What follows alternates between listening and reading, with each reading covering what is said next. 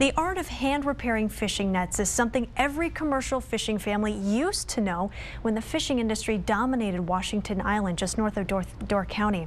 One man is keeping that tradition alive. Clare Kaley brings us Jake's story and the history behind Ellefson Dock. This is a smaller version, but this is for you to keep.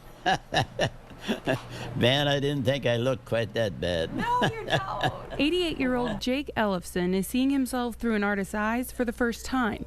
Paintings that capture Jake's upholding of tradition, hand repairing fishing nets. She did very well to paint that darn thing, you know that?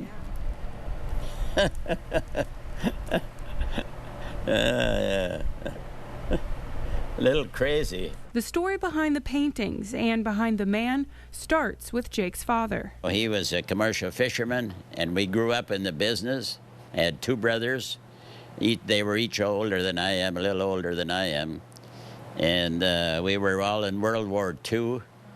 And we enlisted, all three of us, in the service. After their time in the service, Jake and his brothers returned to Washington Island to take over their father's trade. So over the years, we accumulated all of that and had a great business.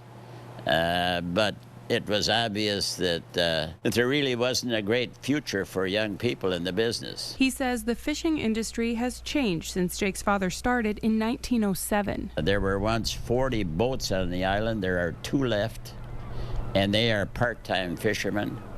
They fish a little in the spring of the year. In fact, they're on the lake today. Invasive species and plants in the water make fishing more difficult. As soon as the weather warms up, the algae blooms like crazy. The nets get full of dirty material, moss and algae, and they, of course, the fish shy away from it.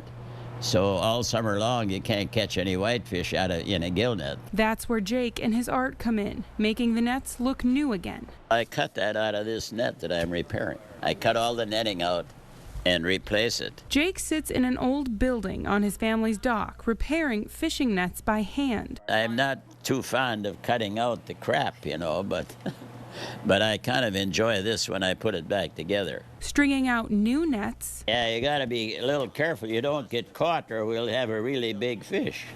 And attaching them to the old. I'm about half speed compared to what I was when I was young. It's a process many would call an art, but Jake just says he's doing his job. Of course, it's very monotonous and time-consuming, and takes a lot of time just to repair one box of nets. After decades of work, Jake's art is now shown in another, after Amy Eliason captures it in paintings hanging in Green Bay's Nicolay Bank. This gal came up here last summer, and apparently she really got thrilled, you know, with it. Jake's happy to have his story told and shown to hundreds, but that's not why he does it. He just enjoys his fishing shack on the dock, his nets, and his island. I enjoy the summer, and our children come home, you know, and visit, and we have a very good life, I think.